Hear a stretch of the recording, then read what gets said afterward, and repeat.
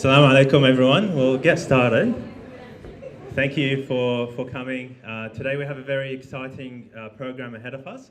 I just wanted to note and mention before that, I'm not sure, is that probably some of you have heard, one of our key committee members, Mohammed Raslan, couldn't join us today. His father sadly passed away in Sydney a couple of days ago. And I was just hoping that if we can recite Surah Al-Fatiha for his soul and for the soul of all mu'mineen and mu'minat that have departed, after a loud salawat ala Muhammad wa ali Muhammad.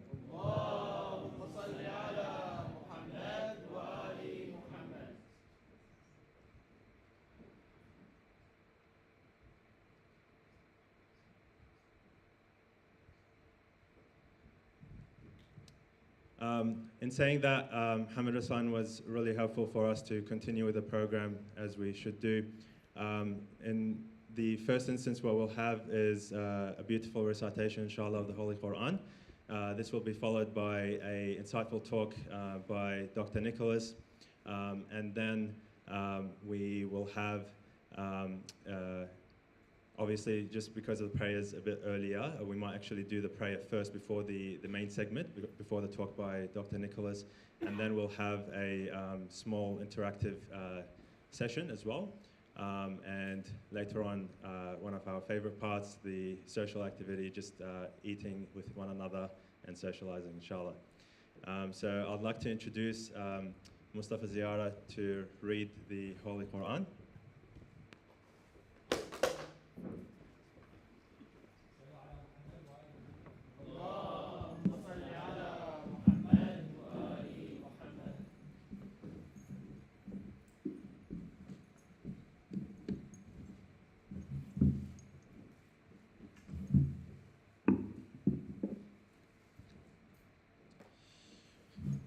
صلوا على محمد وآل محمد.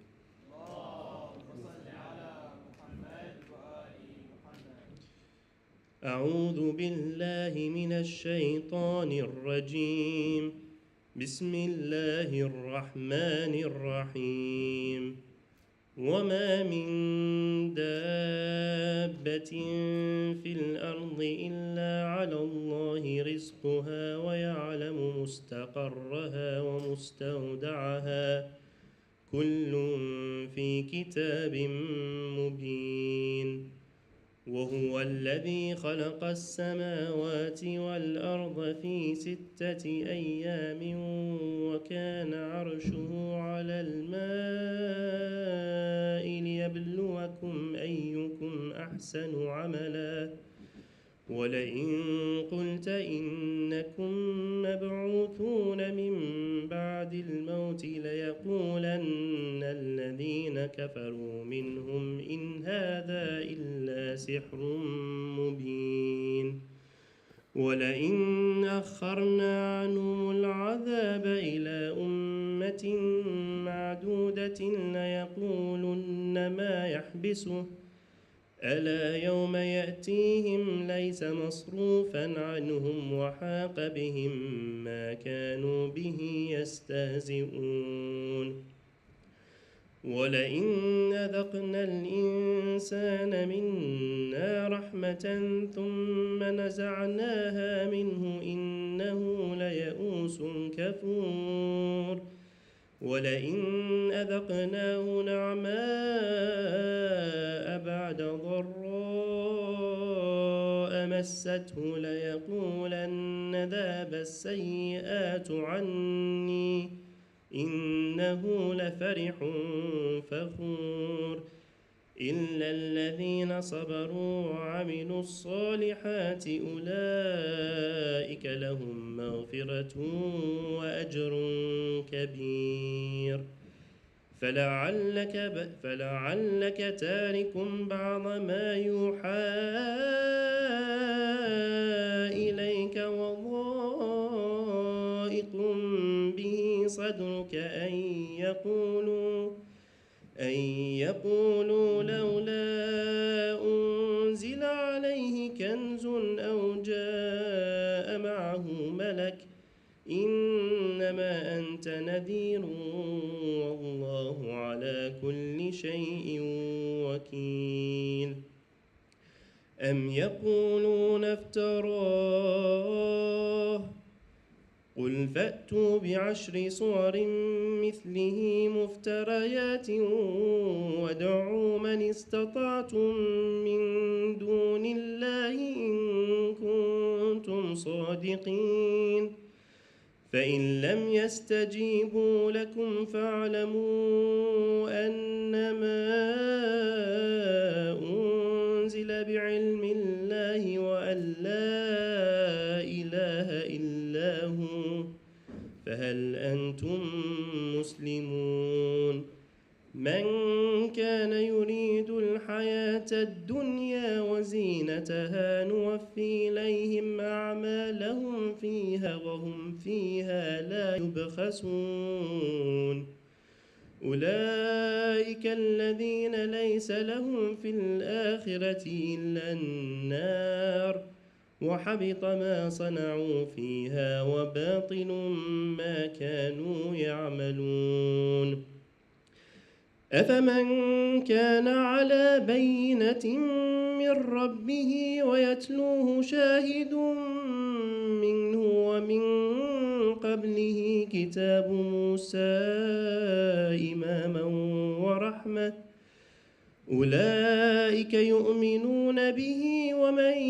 يكفر به من الأحزاب فالنار موعده فلا تك في مرية منه إنه الحق من ربك ولكن أكثر الناس لا يؤمنون ومن أظلم ممن افترى على الله كذبا أولئك يعرضون على ربهم ويقول الأشهاد هؤلاء الذين كذبوا على ربهم ألا لعنة الله على الظالمين الذين يصدون عن سبيل الله ويبغونها عوجا وهم بالآخرة هم كافرون أولئك لم يكونوا معجزين في الأرض وما كان لهم من دون الله من أولياء يضاعف لهم العذاب ما كانوا يستطيعون السمع وما كانوا يبصرون أولئك الذين خسروا أنفسهم وضل عنهم ما كانوا يفترون لا جرم أنهم في الآخرة هم الأخسرون إن الذين آمنوا وعملوا الصالحات وأخبتوا إلى ربهم أولئك أصحاب الجنة هم فيها خالدون مثل الفريقين كالأعمى والأصم والبصير والسميع هل يستويان مثلا أفلا تذكرون ولقد أرسلنا نوحا إلى قومه إني لكم نذير مبين ألا تعبدوا إلا الله إني أخاف عليكم عذاب يوم أليم قال الملأ الذين كفروا من قومه ما نراك إلا بشرا مثلنا وما نراك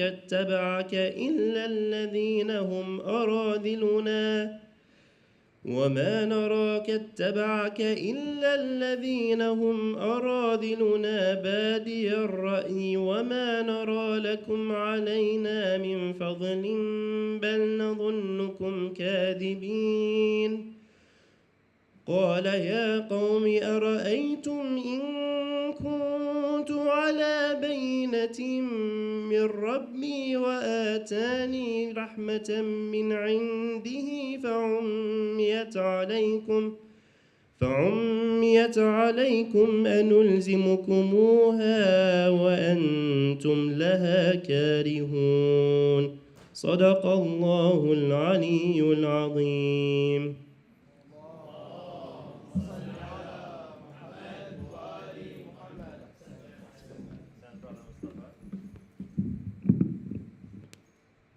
What a beautiful recitation.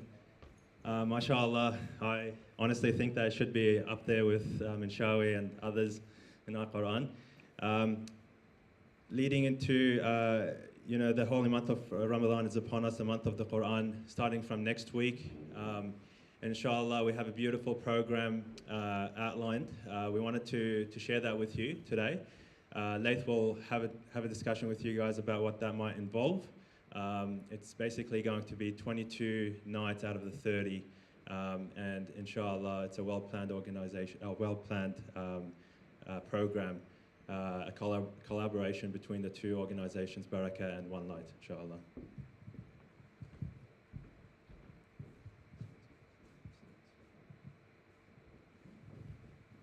Assalamu alaikum, everyone. So the Ramadan program has been a program that is much needed in our community. Where a little bit, so the idea had been floating around for a long time, and the brothers and sisters at One Light, as well as some of the guys at Barakah, working hard on this program because it's basically the first time it's happening in our community in the English language. And the whole idea behind it has been that, well, for Arabic speakers, for people that might have, that might be fortunate enough to have their families around them, they might be getting a sense of, Iman or some benefit during the month of Ramadan. But for the majority of our community, for the majority of our youth, the mosques haven't welcomed them in fully with a proper English program to enhance their spirituality. And so the idea of a Ramadan program which would cover most of the month of Ramadan and welcome everyone that speaks English came about, and some of the youth I've seen, I'm not going to say I haven't had as much involvement as many of them. Some of them are putting a lot of work into this, a lot of hours into this. The only thing that stops them sometimes is the funding. That's usually the weakest factor. So alhamdulillah, this year we've had enough funding to make sure that the program is going ahead. So there's a well-known speaker, Sayyid Radawi, is coming all the way from Mashhad, and I know he's been in Sydney for some time, but he speaks in English. He knows how to communicate with the youth. He knows how to speak their language. And so this whole program, 22 days, not just lectures, but also some interview sessions with him, a chance to ask him questions yourselves. There's also Du'a Kumail. There's a few other things, prayers, congregational prayers, as well as on weekends there'll also be iftars held, hopefully funded by the two organizations, as well as possibly some other events that are in the works right now. For example, a retreat. It might be indoor or outdoor, around the fire, possibly. A few ideas floating around, but just shy of some funding. So all that's, alhamdulillah, so far 6K out of the required 9K to run the 22 programs has been raised. We need a little bit more support, so we're 2/3 of the way there. The program will still go ahead, no matter what, but it's just a matter of, do the youth take that funding on themselves, or do we get a little bit more extra funding from the people that can help? So inshallah, we'll leave our details the whole night. Please make sure that you reference Ramadan and the donation, because we are separating whatever comes to any of the organizations from what is being donated to Ramadan. So this 6K has been raised specifically for the Ramadan program. And yeah, thank you. We really hope to see you guys there as well. There's another thing that I've been asked to tell you as well, that if you'd like to host the Sayyid yourself, feel free to. He'll be here he'll be here for the whole month. He'll be staying with one of the brothers. But if you would like to host him, just get in touch with us. That's always an honor having the Sayyid at your house. Most of the time on weekends he'll be busy though with the iftars that will be provided by this program itself. And thank you. صلى على محمد وآل محمد.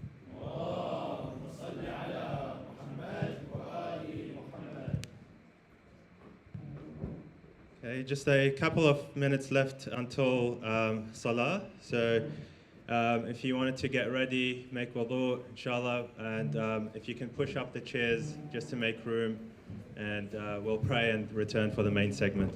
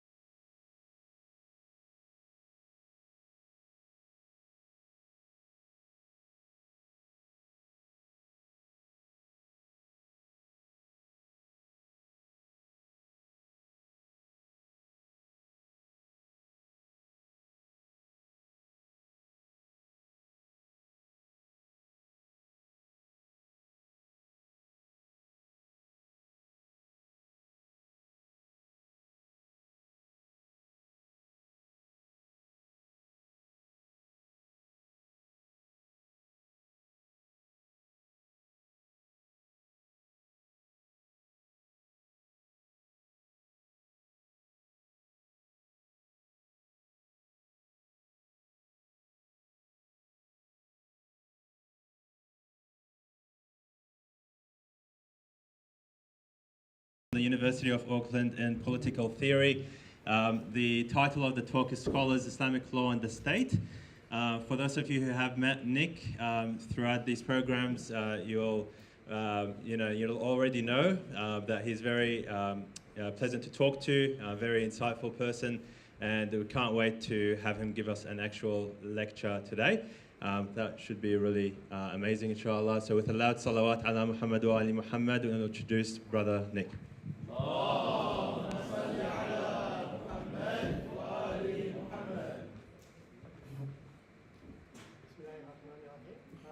you very much, everybody, for coming. Bismillahirrahmanirrahim. Thank you very much, everybody, for coming tonight. So before I start the actual lecture, I'm going to start with two disclaimers. The first disclaimer is that I don't present this analysis as being the only one, the best one, or the most complete one, okay? I really encourage everybody who's interested in this topic to actually do their own research and come to their own conclusions, all right? That's the first disclaimer out of the way. Second disclaimer is that when I became Muslim when I was a teenager, I was 18, that's a long time ago. The reason why I became Muslim is because I was a very critical-minded teenager. I was always questioning authority, I was always questioning what was taught to me. I'm no longer a teenager, but I haven't changed that, right? I'm still critical of everything. The reason I'm saying this as a second disclaimer is that this lecture, there might be some things which you might find strange or which you've never heard about before. Might be also maybe slightly controversial. I don't know. But I really invite you to keep an open mind. Do your own research, as I said earlier. But also, it's very important for people, Muslims and non-Muslims, to not just get to not just get information from people who are just already confirming your own worldviews. Okay, otherwise you get a lot of blind spots. You shouldn't do that. So that's the second disclaimer. It's going to be quite an academic approach. I'm not here to defend one particular school of thought, much less even a particular ideology within a school of thought. That's the second disclaimer. So let's get started with the lecture itself. So what we're going to be talking today is going to be political theory. So we're going to be talking about the notion of authority from a Shiite perspective. So first, you need to understand what we mean by authority. So authority, I'm not going to get too technical, just going to make this accessible, is really what has the power to create laws, regulations, and practices. From a Muslim perspective, you've got two main justifications. Well, no, in general, you've got two main justifications. The first one is the secular one, which is relating authority to the sovereign will. The people in a state, in a community, who decide what the laws will be. That's an anthropocentric approach to authority. So it's secular. Here, because we are in the context of Muslims, most people here, I assume everybody is Muslim, we're going to be talking about a religious justification, a religious approach to authority. All right, it's related to God. It's theocentric. And here is very important, and most of you will know already, maybe everybody, that there's a difference between a Sunni approach and a Shia approach. Sunnis believe that a fallible person, so someone who makes mistake, can lead an Islamic state, can lead the Islamic community. Shiites, on the other hand, they actually believe that you need to have an infallible person to lead the Islamic community.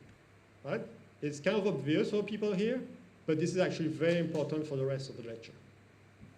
So the structure of the session, we're going to be, there will be three main steps. The first one is going to be discussing what do we mean by state, because if we're going to discuss the relationship between Islam and the state, you kind of need to understand what we mean by state. Then we're going to be talking about the authority after the occultation of the 12th Imam, Imam Mahdi. And really ask the question, who was in charge? What happened at that time? It was 941. And after that, after going through quite a long period of history, so we're not going to stop occultation and then 1979, Islamic Revolution in Iran. We're actually going to take the steps in between. We will be talking about why is it relevant today? Why are we having a lecture about this? All right? So let's start. First, what do we mean by state? Because there's that idea that Prophet Muhammad sallallahu alaihi wasallam himself like created a state in the Arabian Peninsula at the time, but it's really when you talk about a state nowadays, it's really historically and philosophically, it's just like a modern construct. Right? There wasn't really such a thing as a state before the Westphalian Treaty in 1648. So basically in Europe, you had a lot of different powers fighting one another. A lot of people died. There was kind of a religious justification behind it, although maybe I'm too cynical, but I believe most of the time when you have conflicts based on religion, it's actually not religion, it's just power. People, just want power. There's nothing religious about it, but yeah, there was a religious dimension to it. And then you had that treaty, which was creating a peace in Europe. And that's kind of when we see the first proto-state, the first type of state. There's a justification for the reason why we have a state, because maybe it's not that obvious. Why do we need a state? In European political philosophy. And basically the idea is that in a state of nature, so if we were living on an island, there's no state, we all, I don't know, let's say that Tasmania, we all move to Tasmania and we don't have any government or anything like that, we live all together.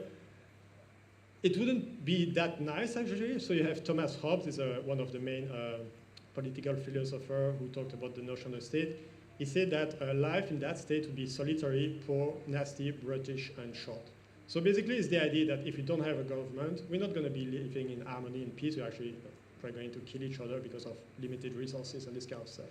He had quite a pessimistic approach to human nature, I guess, which is different from philosophers such as Rousseau, who had a more positive approach. But actually when you see what happened after the Arab Spring in like Libya and stuff like that, when the state falls, well, kind of right? It's not, people didn't start living all in peace and harmony and sharing resources and stuff like that. So I guess, yeah, there was some truth to these type of statements. So some characteristics, first of all, is sovereignty and boundaries. So if you want to understand what a state is, you need to understand that you need to have some form of sovereignty over some boundaries. What does that mean? It means that in Australia now, we can't have New Zealand coming and imposing their own laws in Australia. Australia can't really go to New Zealand and impose their own law. That's one particular dimension, one characteristic of the state.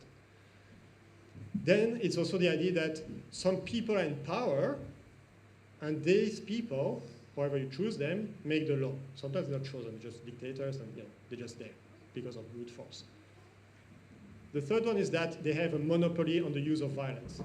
That means basically that there's only the state which can make sure to coerce people to respect the law. Only the state. You can't have like militias of people going around and like making sure that the law is respected. And then the last one is also quite important, is that the only opt-out is migration, right? So for example, Leaf, for example, like driving very fast. We live in Australia, can just say, well, I'm just going to drive 160 an hour, right? Or Salah, for example, you can't just say, well, I don't want to pay taxes this year. So the only way, if you disagree with the law, is opting out. Okay, that's the only way you can do it. It's migration, basically. Which is important, again, because as we'll see in Islam, that was not, all of it didn't really apply. So in order to have a good understanding of what we mean by authority, what we mean by state, let's have a look at what happened after the Great Occultation. So it was in 941. Basically what happened, it was a vacuum of authority. People have that, most Shias, have that notion that everything was very clear, that Imam Ali to Imam Mahdi, it was very clear that the continuation between Imam, actually they were split between different sects. So you had the Zaydis splitting up after Imam Sajjad, and you had the Ismailis after Imam Jafar Sadiq.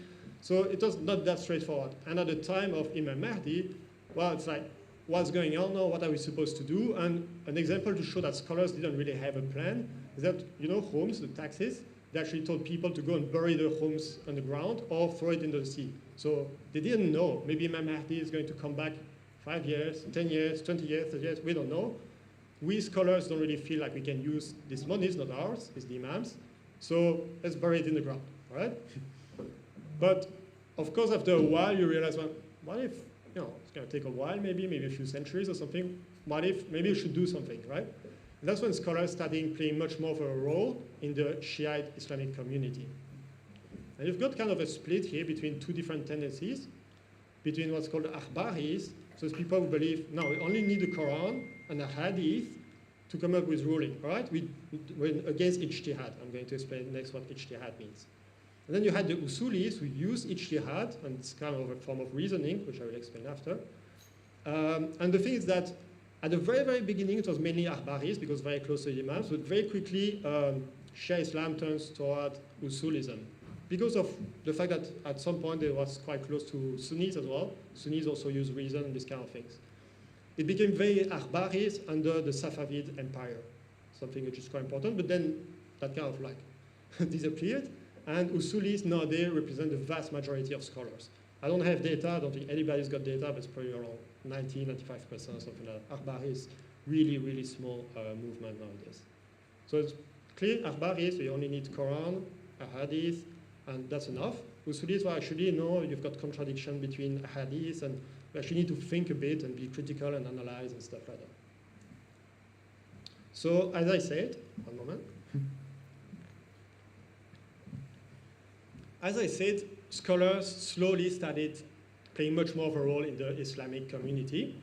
And their role basically was to come up with Islamic law. I'm going to start with a statement. I said that this could be controversial, but I'm going to start very bluntly with a statement. There's no such thing as Islamic law.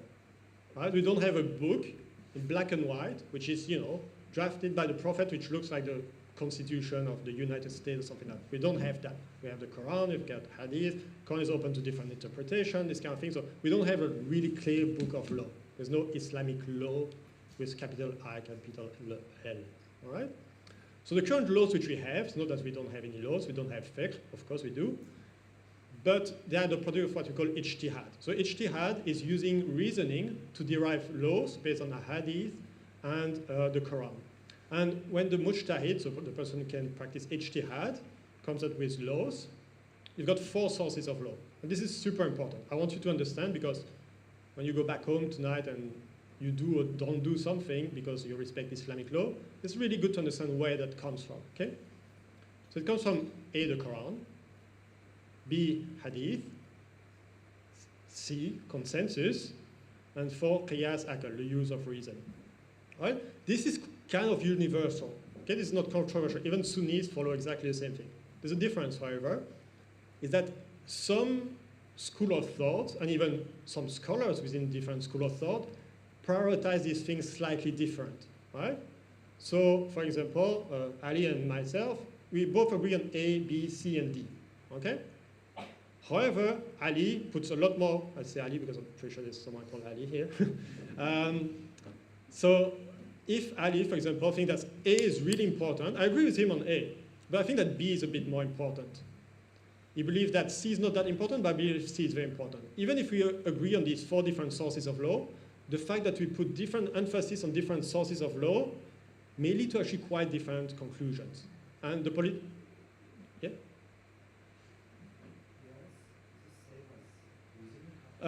yeah? That's a... Yeah, it's different, but it's not super different. It's not different to the point we should actually... So it's still a use of reason. So it's using logic and stuff like that. Yeah. I know that Shiites... Yeah, but I know that Shiites say we don't do qiyas, and it's true it's slightly different, but I don't think that it's that different. That's why they separated actually here. I don't think it's exactly the same, but it's similar enough to talk about the use of reason as a whole. Okay? So, yes. Slightly different, you're right, not exactly the same, that's why I put the 2 words, but not completely different either. So yeah, I was saying, if people put different emphasis on different stuff, then we actually come up to very different conclusions. So what happened? Because of all of that, you have a culture of ambiguity within the Islamic world, right? Polarizing doctrine is actually a new thing, right? So I'm saying kind of because you had people like Ibn Taymiyyah, who's kind of the founder of Salafism, who was really strongly, I believe he was the only one who was right, everybody else was wrong. But you did have a culture of ambiguity in the Islamic world, right? And there's a book here I brought. So we've got this book, it's called A Culture of Ambiguity. It's really interesting, showing how Islamic societies are actually very at peace and at ease with the fact that people have different opinions and stuff like that. So I recommend this. There's actually a reading list here, so you can do your own research. You can come and pick one after. So I'll give you some examples which exemplify that culture of ambiguity. Imam Jafar Sadiq, for example, alayhi salam, was a teacher of Malik ibn Anas, who's like a founder of a Sunni madhab, who was himself the teacher of Ash-Shafi'i, and he was also the teacher of Abu Hanifa. Right? Malik ibn Anas, is really interesting. He was showing what we could call like epistemic humility. So people would come to him, would ask him, what do you think, what do you know? And he would just, in many cases, just reply, I don't know. Right? It's what people were okay with actually not being 100% sure about something. There's the fact that the vast majority of Sufi orders trace back, so it's called silsila. So it's like a lineage of people, basically, which they follow. They trace back to Imam Ali and Imam Jafar Sadiq alayhi salam as well. If you check the Qadiri Sufi order, for example, they follow all the different imams all the way to Imam Rida alayhi salam. So there was like kind of a lot of overlaps there.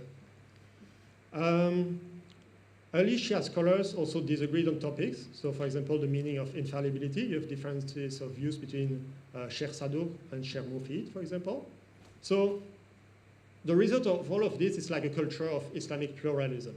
So we've got like four Sunni madhab, and we've got Shias, they divided with Ithna Asharis, Ismailis, which actually had, we'll talk about that, a caliphate for 2 centuries, Zaydis, and then you've got also differences with Arbaris and Usulis, then you've got Mutazilite, people really privileged reason, you've got mystics, Sufis and stuff like that, philosophers, who are just focusing on Greek philosophy and kind of separating with Islamic views and stuff like that.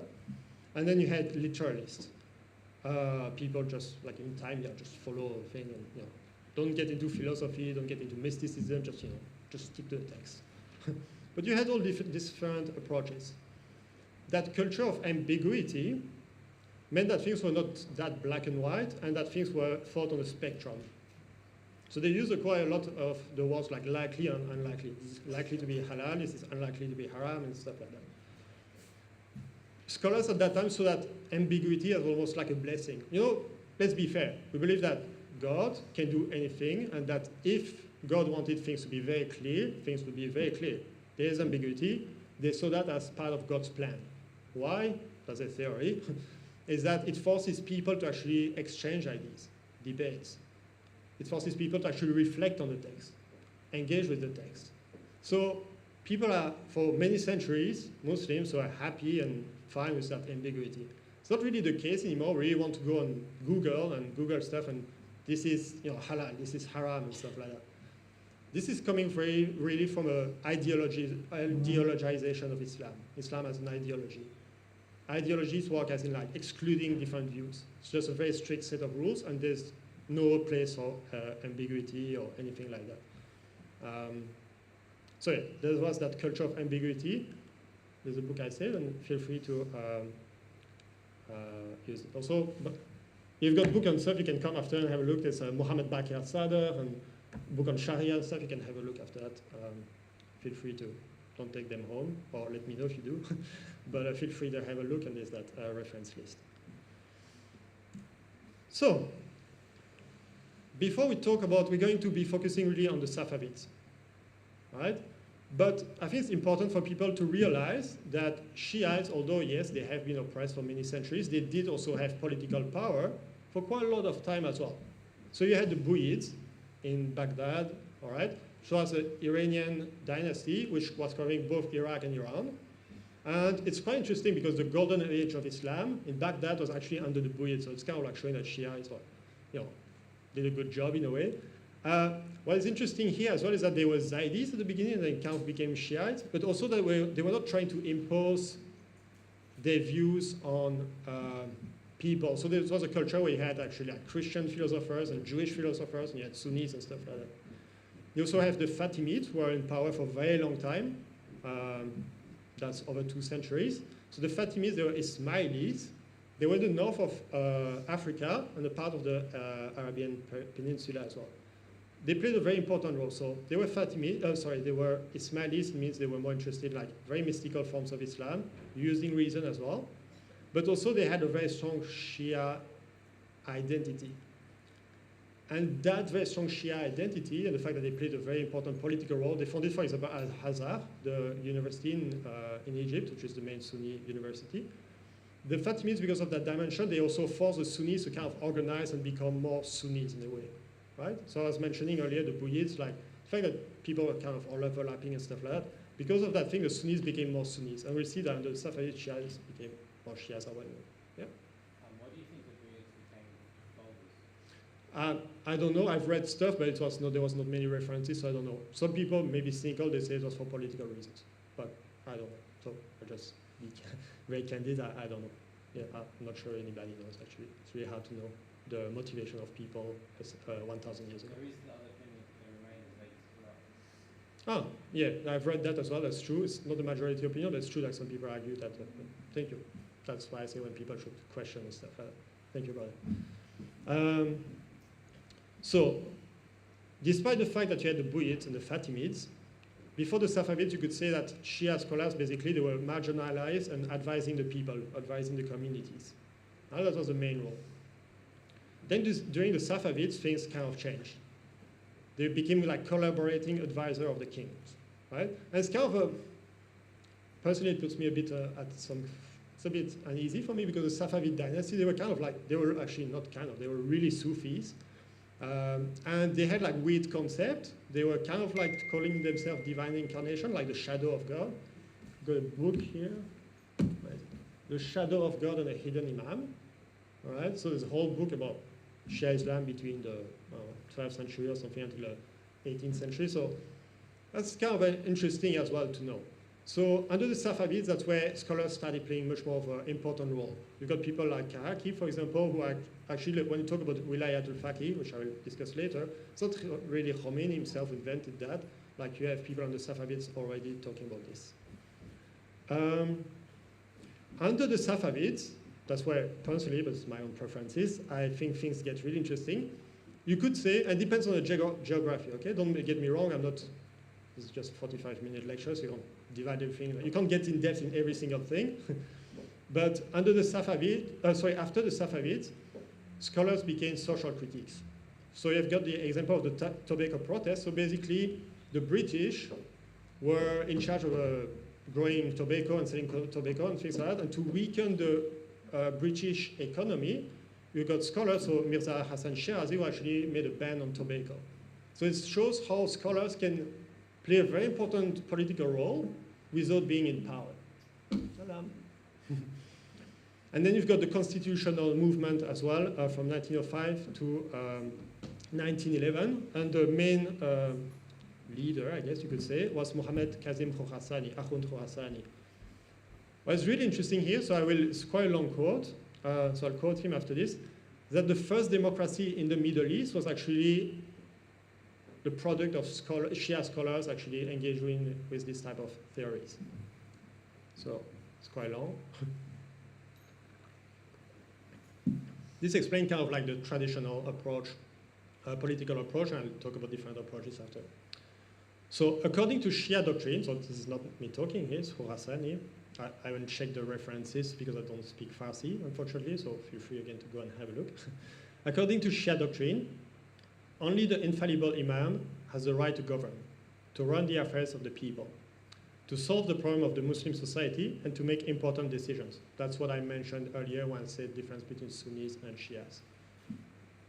As it was the time of the Prophet, or in the time of the Caliphate of the Commander of the Faithful, Ali, and as it will be in the time of the reappearance and return of the Mahdi. If the absolute guardianship is not with the infallible, then it will be a non-Islamic government, right? If you don't have an infallible, it will be a non-Islamic government. It's quite a strong view, but that's what he's arguing. Since this is a time of occultation, there can be two types of non-Islamic regimes. So he's saying Imam Mahdi is not here, any type of regime will be non-Islamic. You've got two types. The first one is a just democracy in which the affairs of the people are in the hands of the faithful and educated men. All right? And the second is a government of tyranny in which a dictator has absolute power.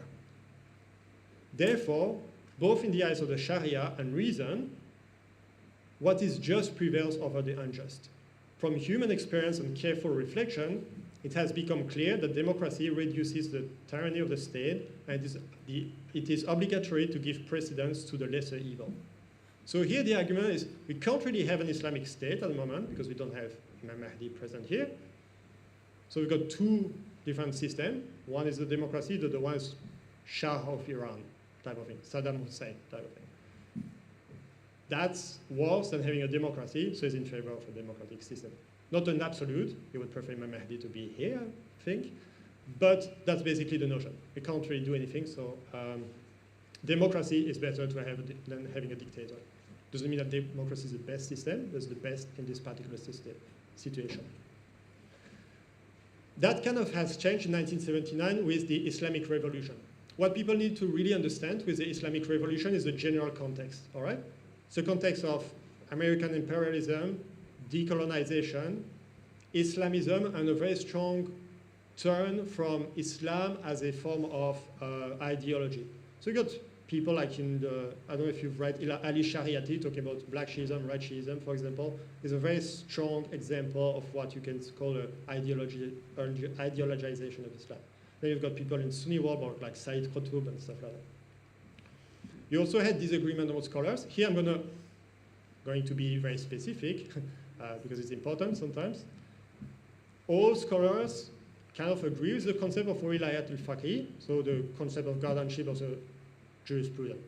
However, they kind of disagree on what it means, the extent of the guardianship of the scholars. And these terms are Western terms, okay? So don't take it as it is, but that's what's in the literature. So you've got quietism, you've got Ayatollah Khoei, Shariat Madari, who are against the idea of having an Islamic state because of what we mentioned earlier, right?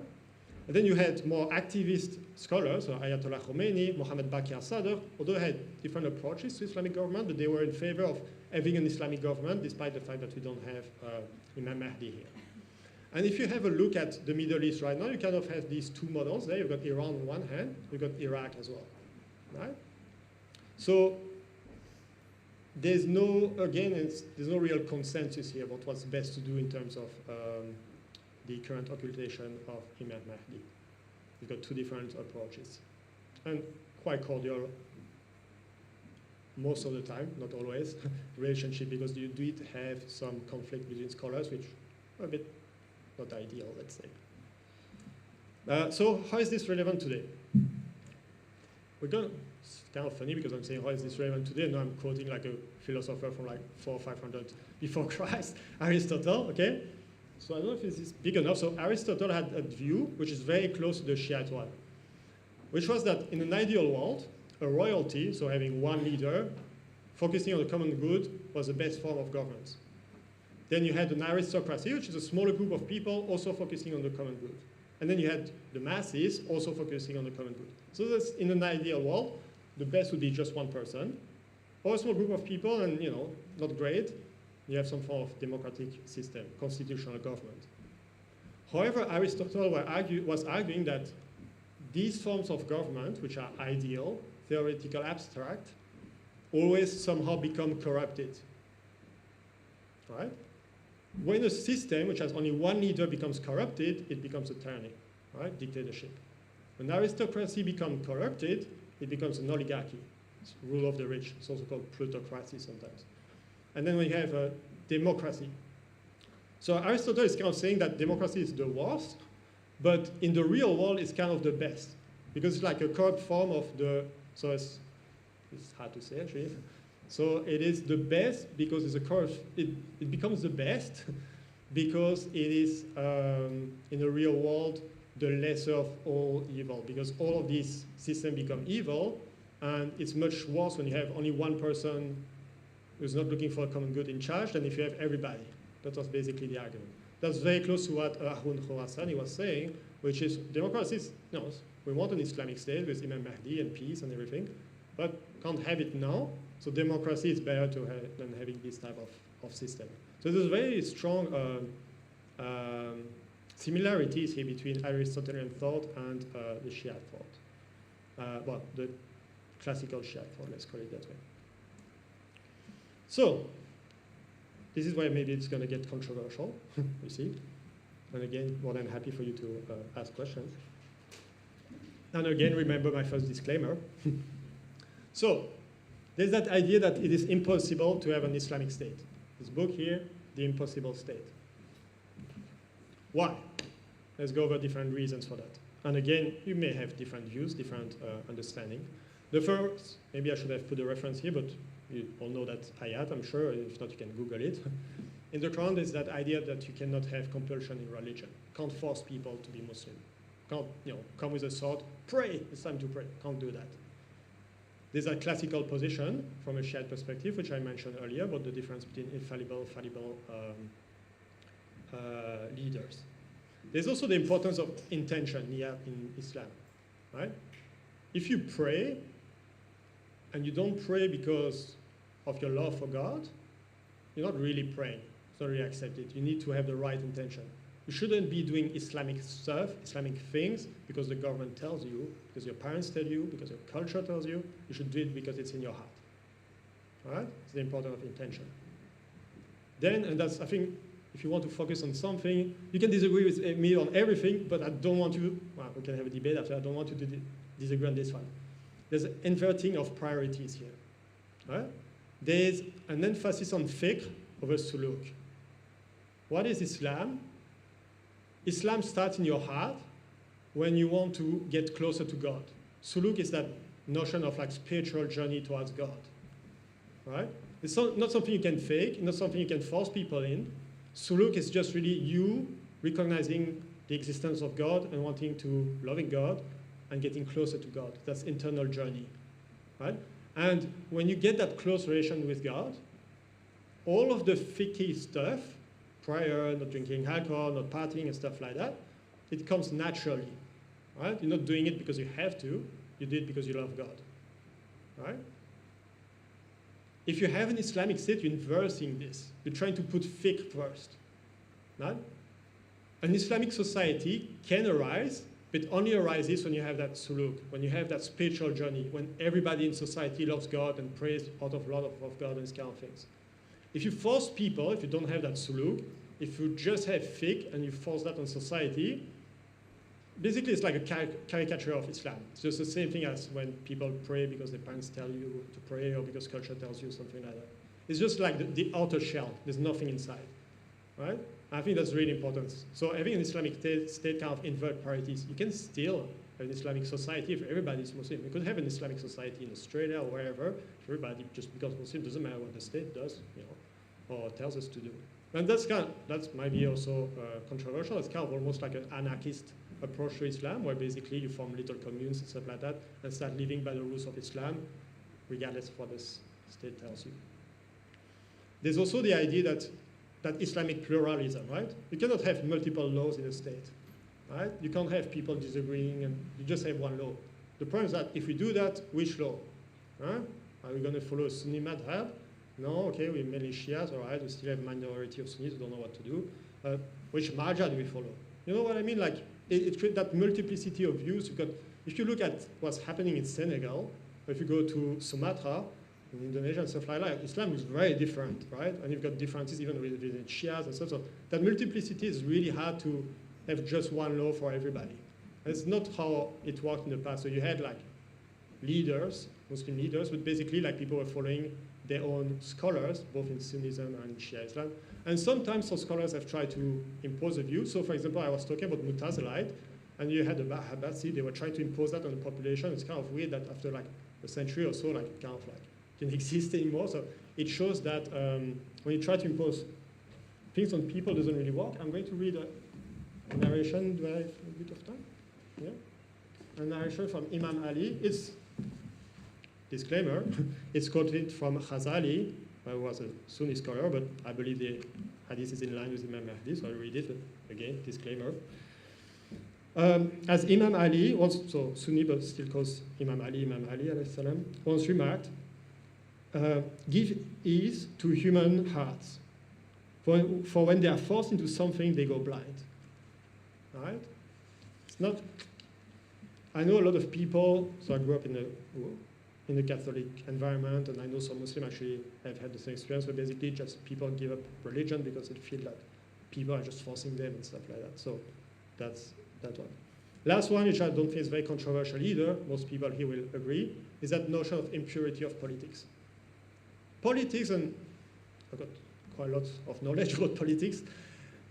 It's not a pure thing. It's not a place for utopia. It's not a place for very strict morals. There's always some kind of impurity. You can't really do things as in a perfect world with politics. There's always like almost corruption in there. You can't do things perfectly. If you start mixing Islam, which is pure, with politics, maybe there will be some issues there. Again, some scholars have different views. I strongly advise you to have a look at, Ayatollah Khomeini, Mohammed Bakr Sadr, all these great scholars who have different views. So this is just one approach. Not a minority approach, but it's just one approach. So the question here is really, is there a case for secularism and democracy in Islam? When you talk about secularism, be very careful. People tend to think secularism now is forcing people out of religion. Like what they do in France, for example, they ban the hijab in schools. That's not actually really secular. They're forcing one particular view on other people. That's not really liberal. So when people talk about, when you check Jordan Peterson, pretty sure some people here like him and watch his lectures and stuff like, talk about liberalism, it's talking about a kind of like a new phenomenon, but it's not really classical liberalism. Classical liberalism is not about imposing one view on people, it's just emptying power from any type of view so that people can do whatever they want. So if you want to be Muslim, raise your children as Muslim and stuff like that, that's in line with liberalism. So I will quote here from Abdullahi Ahmed al-Naim, so Sunni scholar. However, if you want to have the same view from a Shia scholar, you can have a look at Mohsen Kadivar, who received ijazah from Ayatollah Montazeri, who has got the same view as well. In order to be a Muslim by conviction and free choice, which is the only way one can be a Muslim, I think we all agree on this, I need a secular state. By a secular state, I mean one that is neutral regarding religious doctrine, one that does not claim or pretend to enforce Sharia, simply because compliance with Sharia cannot be coerced by fear or state institution or fake to appease their officials. So basically here, to summarize, is going back to the question of authority. What does make authority legitimate or not legitimate? So we get different forms of legitimizing political authority. First one is a theocracy, so God as the center. The problem here, which we have, and there are some people who say it's not that much of a problem, but it's still a problem that we don't have a representative of God on, well, okay, we have one, but it's an occultation. We don't know where he is and this kind of thing, so that's kind of a problem. Then you've got a monarchy or an aristocracy, which is basically basing authority on blood, right? It's like a king, and then you've got the son, the prince, like, Muawiyah, Yazid type of stuff, like, just your son doesn't matter if he's not capable, he's still going to be in charge. This is un-Islamic, beyond infallibles, right? We agree with that when it comes to the family of the Prophet. And then we have oligarchy and plutocracy, the wealthy. Also not great from a purely Islamic perspective, because you've got so many ayats which kind of criticize the fact that people are seeking wealth and things like that. Then you have a technocracy, which is kind of like, I guess that could be all right. However, the problem is that, so the technocracy is expert in charge. The problem is not many political decisions are purely technical. A lot of them actually have a very strong component of values and preferences and things like that. Then you've got also the fact that experts disagree on stuff and this kind of thing. So it can be appealing, and there probably is room for some form of technocracy. However, just technocracy is unlikely to work. And then you've got the democracy, which is a form of governance that is rooted in the very absence of entitlement to rule. So just being Bani Adam, basically. Just a human being, that's enough for being possibly a ruler. It's very important, just as I say, that when people talk about liberalism, secularism, it's not really that. When you talk about a democracy, we need to be aware that the systems which we have at the moment, it's not really democracy, it's actually a mix of oligarchy, technocracy, and democracy, right? So if people say, well, the United States, did a lot of bad stuff throughout history, and the democracy is not a good form of this. It's the same as saying that Islam is bad because of Daesh. So you need to be aware that there's a difference between what a term really means and the way it's used in general. Okay? So again, I don't present this as being the absolute truth. I really encourage you to do your own research on all of these type of topics: Islamic law, history of Shiism, current political theory. This is more for helping people, I guess, to be a bit more critical and do their own research and understand that things are not very clear and black and white, and really open the way you think and read from different thinkers who may not hold the same worldviews I used to do. Again, I started with that. If you just follow the same, if you just listen to people who already think the way you do, you're never going to progress. So that's it for tonight. Allahumma salli ala Muhammad wa ala Muhammad.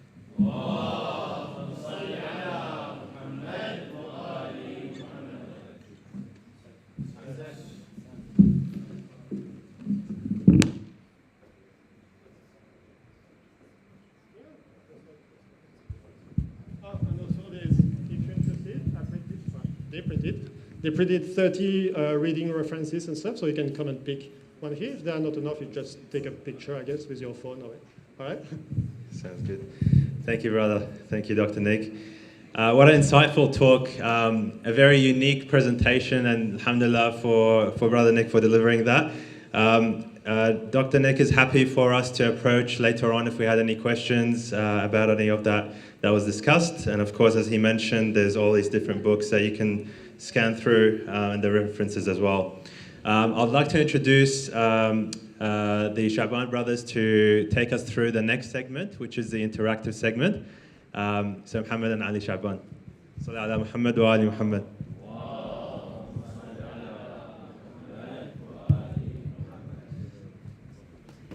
Assalamu alaikum, everyone. So for this small segment, inshallah, today we'll be doing a Kahoot tournament. Unlike our previous Kahoot quizzes, though, we'll be doing a team-based Kahoot tournament. So we'll be splitting you guys off in total 8 teams. So four teams on the male side and 4 teams on the female